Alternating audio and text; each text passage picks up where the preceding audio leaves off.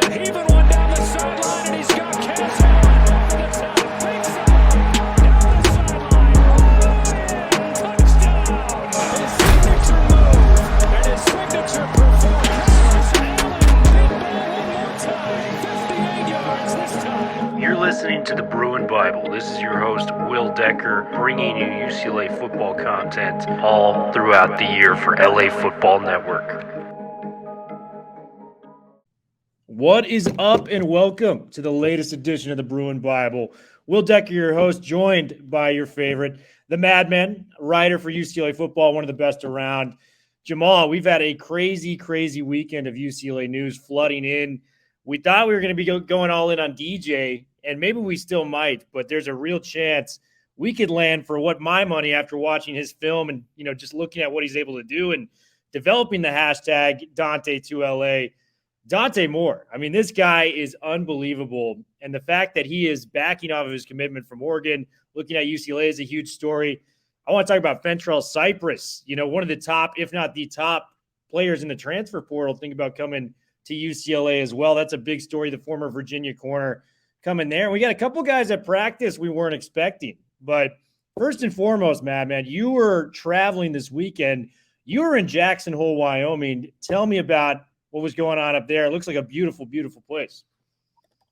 Yeah, Thriller. Me and the wife decided we needed a bit of a weekend getaway, and Jackson Hole is just such a beautiful place. I'm such a big fan of Wyoming and Montana and that area of the country, and it's one of my dreams to end up having kind of a winter vacation home there at some point in my life, but really just sort of enjoyed some stargazing, some wildlife tours, some dog sledding, and just really enjoyed what my wife calls a winter wonderland in Jackson Hole and some of the best skiing in North America. So it's a really magical place, basically an old cowboy town, and with mountains and snow-capped mountains all around and just sort of beautiful scenery. So lovely time this weekend in Jackson Hole. Wait, so you went on a dog sled? I have only seen those in the movies. Was that a real thing that happened this weekend? Yeah. Oh, yeah. So the dog sledding was super fun. Really sort of enjoyed it in 11-degree weather with the wind. We also had stargazing. Our sort of guide for the stargazing was an astrophysicist from Ohio State, and basically kind of giving me lectures on the theory of light refraction to the 37th power while looking at Jupiter and Mars and the moon. And I had to tell him, I said, Ben, I really appreciate the science. I'm an engineer by trade. I can't feel my extremities right now, so maybe we can skip the end of the 37th linear algebra lecture, and enjoy some more stargazing. But it was a ball of a time. Yeah, not only that, but you're also training for the Iditarod on top of this with the dogs on the sled. So you got everything going on, man. I've never seen that, but we got to pivot to some real talk now. We have to start this off with the trend that is spreading like wildfire. Dante2LA, Dante Moore, man. This guy, number 2 recruit on 24/7, number 1 on Sports Illustrated, quarterback out of Detroit Martin Luther King High School. This guy is everything is advertised. And if you go back and watch the tape, you can just see how exciting a player like this, of this caliber, coming to UCLA would be for Bruin fans all around. Dante Moore, I'm just looking at his high school stats. Back-to-back state champion, 135 career touchdowns, 20 interceptions. This kid stepped on campus as a true freshman in Detroit, which is, maybe it's not Texas or California football, but still very competitive. This guy went off for 33 touchdowns and 11 picks as a 15-year-old playing against pretty much grown men, seniors and juniors at that point in time. Backed off the Oregon commitment a little bit when Kenny Dillingham, the offensive coordinator for Oregon, moved to Arizona State. So it kind of opened up his recruitment a little bit. A lot of people thought he was going to go check out Michigan State. Maybe there's still an option as he's, opting to maybe stay at home. But he made a trip out to UCLA. The hype was real. People were coming all around, man. I know you were hearing about it in Jackson Hole as we were blowing up Twitter and your phone all about it. And he comes to UCLA, and the visit is great from everything we've heard. He's posted pictures of him in UCLA gear. He just posted a picture of him in Chip this morning, which gives me excitement, thinking that maybe this can come true. We haven't had a moment like this since Josh Rosen. And to put this in comparison, Chosen Rosen, if you will, we were very excited about as USCLA fans. Rosen was ranked number 11 according to 24/7 Sports. Very talented quarterback. He's the number 1 pro style, number 11. Dante Moore's number 2. Like, this is the difference it takes to get a guy like Dante Moore. Madman, give me your initial thoughts on what we've seen thus far and how excited Bruin Nation should be to have a chance at one of the top quarterbacks to come out in the last few years. Yeah, Will, I think you said it. We should be very excited that prospect of Dante Moore's ilk is considering UCLA. You know, some rating agencies, obviously he's the consensus number 1 player in Michigan in the class of 23. Some rating agencies have him as the number 2 quarterback. Others have him as the number 5 quarterback. He's regarded as probably the number 11 overall recruit in the class of 2023. This would be really massive.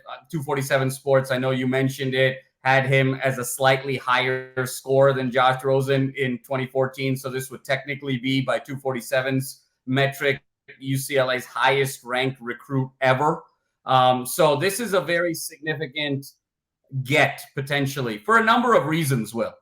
And I think that sometimes we have to take the high school statistics with a pinch of salt, because even in watching the modern day St. John's Bosco game a couple of weeks ago, which was regarded as the best high school game in America, there's just such a level difference between high school and college football. So sometimes we have to kind of take these statistics with a pinch of salt. But for me, the real key elements here, there's really threefold. The significance of Dante coming to UCLA would solidify the Chip Kelly era of expectations at UCLA, where the floor on this program every year needs to be 8 to 9 wins. And this now becomes a perennial football program year over year when you can hand the baton from a DTR to a Dante Moore.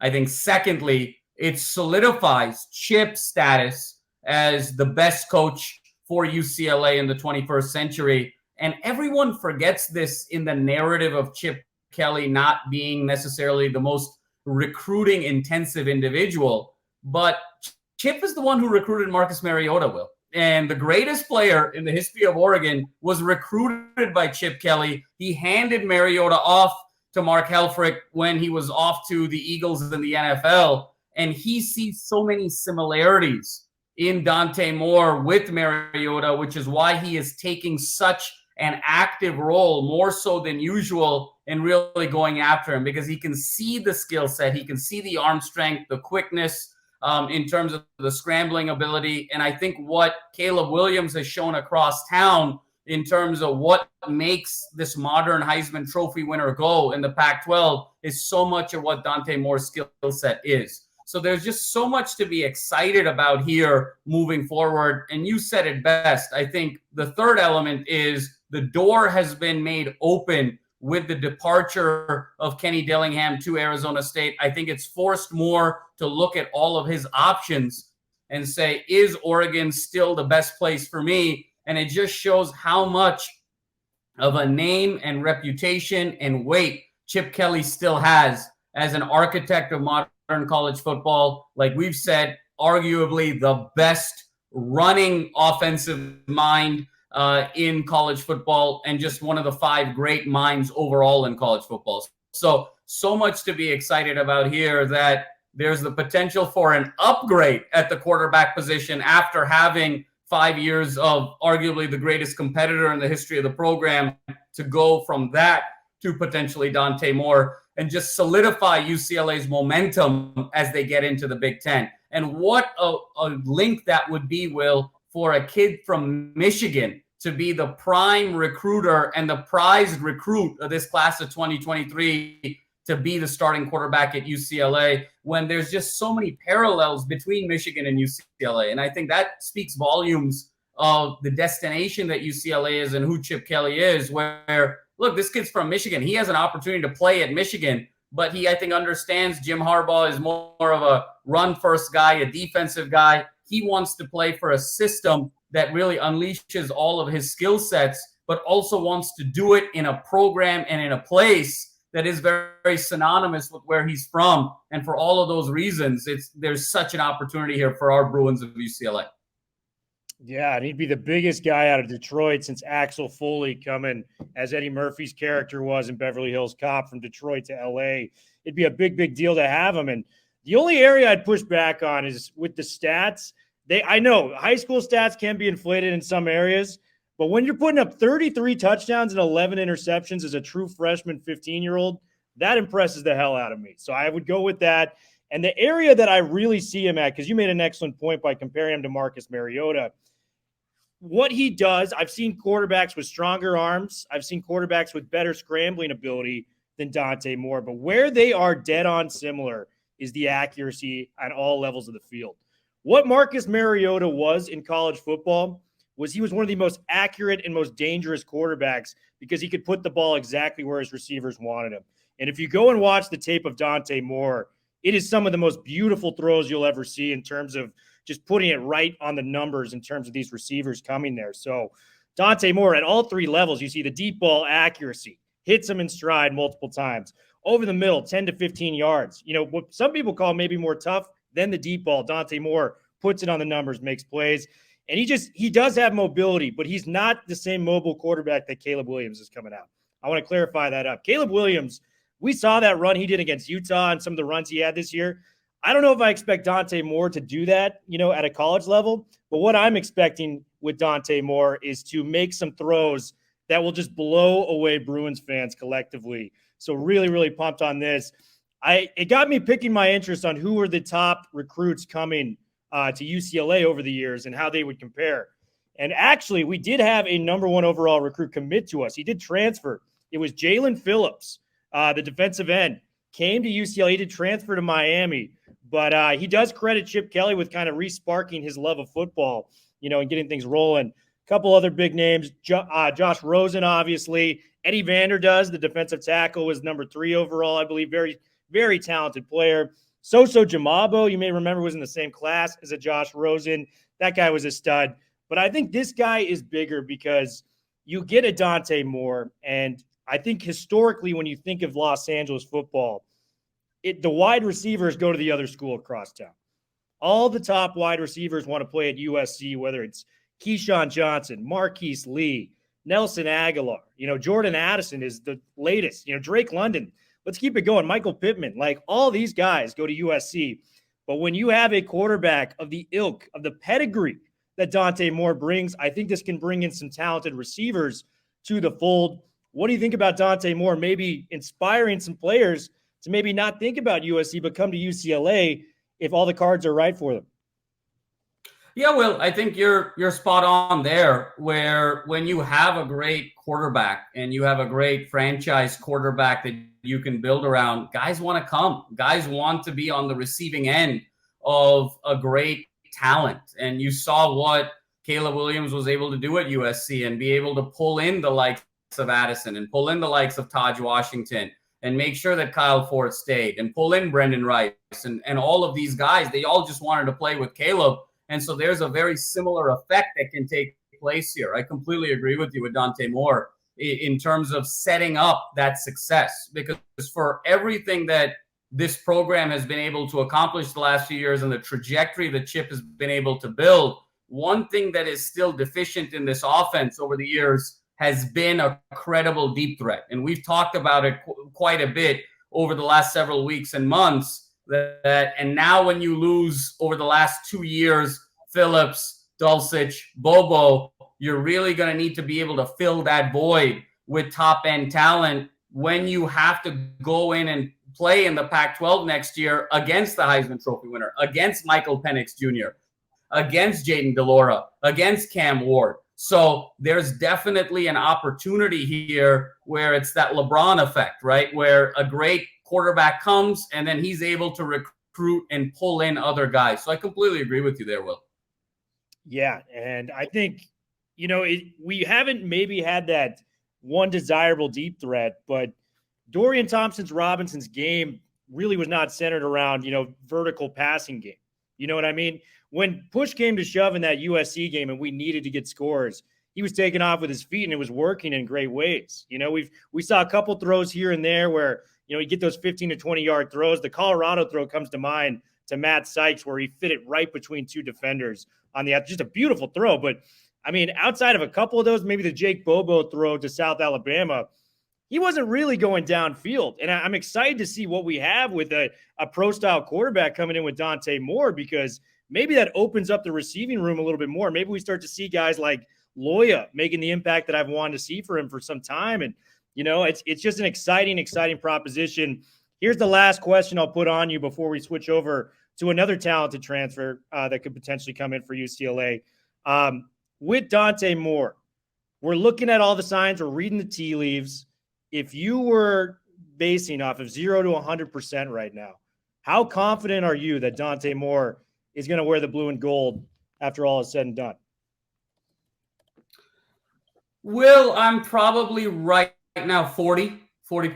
I think we still have to sort of factor Oregon as the favorite. And Dante is also a very sharp kid.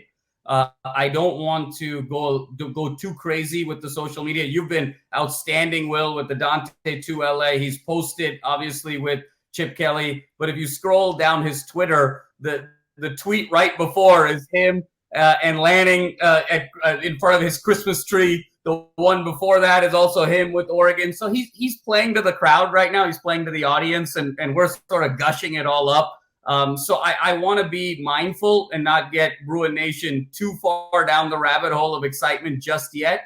I would put it at 40%. I think if he's going to flip to anyone, it's going to be to UCLA. And I think it's all going to come down to how impressed he was with what Chip had to say. And I think that's what ultimately this comes down to. I think he looked great in the colors. He looked great in the Wasserman Center and with the facilities. I think ultimately it's going to come down to how much does he buy in to what Chip Kelly can do for his development and get him to the next level versus what now that Oregon staff can do minus Dillingham in terms of getting him to the next level. That's what this is going to come down to. Who does he feel like he's got a better relationship with? Who does he feel like his personality meshes better? Who has the better rapport with him? Who can get in his ear and stretch him to that next level?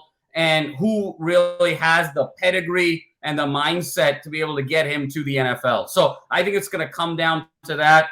He has been so firm with Oregon for the better part of this year that I don't want to be disrespectful and just say with one visit overnight now, UCLA's at 80 or 90%. I give it at 40% right now, which is a very high number considering last week he wasn't even on our radar. So I think that Oregon is still the slight betting favorite here, but I think it's really close. Yeah, it's tough to evaluate, but I think it's literally a coin flip at this point. And, it comes down. I mean, if I'm a quarterback, I want to play. You have to find the right offensive coordinator to play for. It seems like Dillingham was that guy. They got this new guy in, Will Stein from UTSA. Who knows if he clicks with that guy or not? That's a whole new relationship you have to foster. And there's a reason he's taking these, visits and now with UCLA. The fact that he posted the picture of Chip gave me more confidence. That was the moment where I think I got it to a coin flip, because you don't do that if you're solidly committed to Oregon. He's weighing his options right now. And by all accounts, he had a phenomenal weekend. He could come in here and, likely start if he's as good as advertised coming out of Detroit. So I think a lot of good things to come with that. We're going to be on it with the Bruin Bible. So make sure to keep tuning in for this. Next guy I want to talk to, man. This guy actually could make more of an immediate impact next year, given how bad our pass defense was in Fentrell Cypress. And listen, I was not as familiar with this guy coming from Virginia last year, but 24/7 Sports had this guy as the number one transfer in the transfer portal up until a few days ago. Denver Harris from Texas A&M, who was a 5-star recruit, has overtaken him now. But Fentrell Cypress, I just want to read some stats to you on what this guy brought to the table. This was his numbers in the ACC for the 6-foot, 175-pound corner. 0 TDs allowed, and I believe it was 358 coverage snaps. Stud. 0 penalties. That is the biggest stat for me, is because we've been plagued by pass interference for year in and year out. 0 penalties. I love what I'm seeing. That's 358 coverage snaps. That's a huge, huge number. 9 pass breakups, number 2 in the ACC. Averaged a 45% completion rate when targeted. That was 4th in the entire ACC. And you put these numbers up, you're banking on him maybe even taking a step further next year just for what this means. And the Achilles heel of these Chip Kelly teams has always been the secondary. We allowed the 120th most passing yards per game this year in the entire country. 131 college football teams. 120th, you allowed that many passing yards a game at 275 on average. That's not a good number. So to add a Fentrell Cypress, the talent that this guy has, the ability he has on the outside, and you pair that with maybe a Jaylin Davies or a Kirkwood, who I feel like are really going to take a step forward, this almost has me as excited as a Dante Moore if we are to get a Fentrell Cypress. He visited this past weekend with Dante Moore. So potentially there is some, maybe a package deal there if both are able to figure it out. Give me your thoughts on Fentrell Cypress, because I am absolutely ecstatic that this guy is considering UCLA at a high level, Madman. Well, first of all, I just love your enthusiasm and your passion for the UCLA secondary. You predicted this year was going to be the greatest secondary year in the history of UCLA football. And I'm glad that those results have not waned your optimism going into next year. So that I'm really thrilled about the passion, Will, that you demonstrate as always for the secondary. Again, I think it would be very huge for all the reasons that you talked about. Look, I think that we also as fans need to temper our expectations about where the Pac-12 is in these last few years. And when you talk about the depth at quarterback in this conference, look, this is an offensive. We are in maybe the greatest offensive era of the Pac-12, where I haven't seen the conference with 7 quality quarterbacks before at the same time. And so you're not going to have these defenses that are going to stop these offenses. What you're playing for is which defense can consistently get those 4 to 6 stops a game to give their offense enough opportunities to win the game. And a guy like this allows UCLA to do that. And I think let's look at this season, Will. What was the best defense in the Pac-12 this year? It was Utah. Where did Utah separate as a defense? Look, Utah was a team that was giving up 40 plus to USC and UCLA, and they were still the best defense in the Pac-12. So it tells you where the state of defense in this conference is. But the one element that Utah had that I think separated them from some of these other defenses, everyone could sort of rush the passer moderately well. Everyone had decent linebackers. It was Clark Phillips. Clark Phillips was the one guy who was kind of the eraser to either making the Jake Bobos of the world or the Addisons of the world or the Crowlings of the world, making their lives difficult. And so if you can have that one stopper of the field in the secondary and that one guy who can shut down wide receiver 1, then you can scheme around that in the secondary and really start creating traffic, creating havoc, and being able to get much closer to those 4 to 6 stops. And you and I have kind of talked about this often, Will. You've mentioned this a lot, where the pass rush and the defensive line is the second most important position after quarterback in football. I would argue, and while that is completely right, I would argue in this era of the Pac-12, it may very well be a shutdown corner after the quarterback, just given the state of all of these offenses. And that's why there's so much to be excited about with this young man.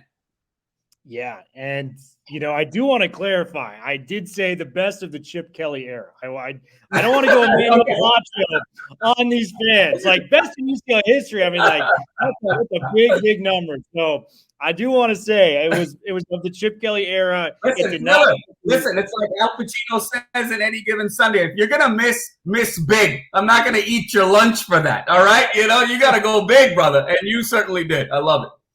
It was big, and it was a big proclamation, but I totally agree. And it's a huge reason why, when you come to these drafts and these situations where you're valuing the top positions, quarterbacks are usually at the top of the board, offensive tackles, defensive ends. How many top defensive ends did we see in the top 5-10 last year in the NFL draft? But that other underlying position, I think that has a chance to sneak in there.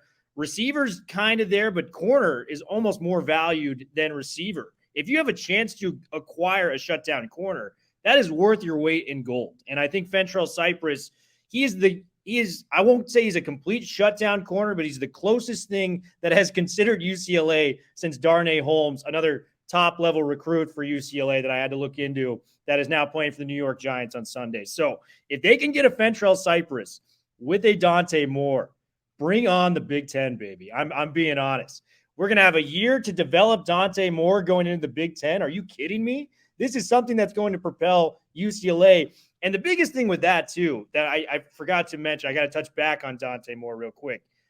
If we're trying to establish Midwestern ties going to the Big Ten, you pull the biggest player out of Michigan in years?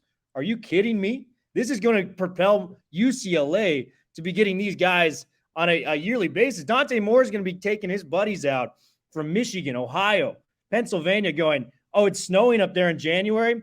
It's 65 degrees out here. We just had an outside practice. Like, that is going to be the game change. Oh, and by the way, we're winning 10 to 11 games a year, and we're in the hunt for the Big Ten championship. So I can't put a limit on just how big of a potential commitment this is for UCLA. So Dante Moore potentially coming here is huge. Fentrell Cypress coming here potentially huge. And the big report out of practice, we were expecting DTR to weigh his options going into the draft, going into this Sun Bowl game that December 31st, we're very excited. We're thinking about maybe doing something with LA Football Network for that, so stay tuned.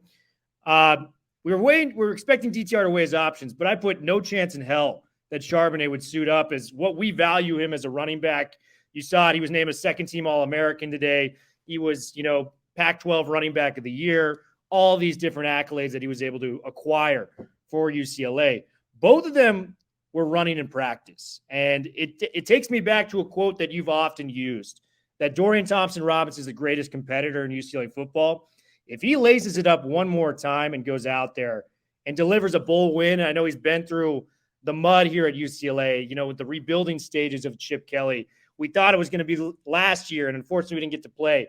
But if he puts it all together and plays for this, that statement could not be more true. How much pride do you have as a Bruin alum to just see that these guys love the university that much, they want to suit up again for UCLA? Oh, it's the world. It means the world, Will, as a very proud alum, as someone who's grown up with this program since I was 6 years old. There's just a tremendous amount of pride that comes with being associated with UCLA and wearing the powder blue and gold, and just was very proud to see both of them at practice. Look, whether they play or not, just the fact that they're out there, they want to be with their teammates, they want to help develop this program, help, develop these young players, honor their relationship with the coaching staff, honor their relationship with the athletic department and that office. It just means the world. Now, in terms of their best interest, I still don't believe it's in Zach Charbonnet's best interest to play in this game. If he does, it's more power to him. You can't love this guy any more than you already do, just in terms of what he values. But if I were Chip Kelly, if he did want to suit up, I would be extremely cautious with Zach, because I would not be able to live with myself or sleep for years if, God forbid, something happened to Zach in terms of injury, not even forget long-term, but anything that even would jeopardize his draft preparation process and potentially take millions of dollars out of his pocket in terms of draft stock. So for me, I would be extremely careful there. And for DTR, I would expect nothing less. Will, for me, it doesn't matter to me whether he suits up or not. He's the greatest competitor that UCLA football has ever had. All you got to do is watch that tape against USC. The guy basically was concussed in the fourth quarter, refused to leave the game, went out shot for shot with the Heisman Trophy winner and almost pulled it out. So for me, there's nothing he needs to do in this Sun Bowl to impress me any more than he already has. I think for him, if he feels like he needs to put something more out there on tape against an 8-win team, I think it's a great opportunity. But again, even if I were Chip there, look, this is a dangerous sport. And you take one, hit low below the knees. And I know that DTR isn't a first-round prospect or even a fourth-round prospect. He's kind of a day 3 fringe draft guy. But you want to be ready for the other side of that draft and getting into training camp. So if I were Chip, I'd be very careful with both of these guys, even more careful with Charbonnet, obviously, because that's a second-round pick by all indications right now.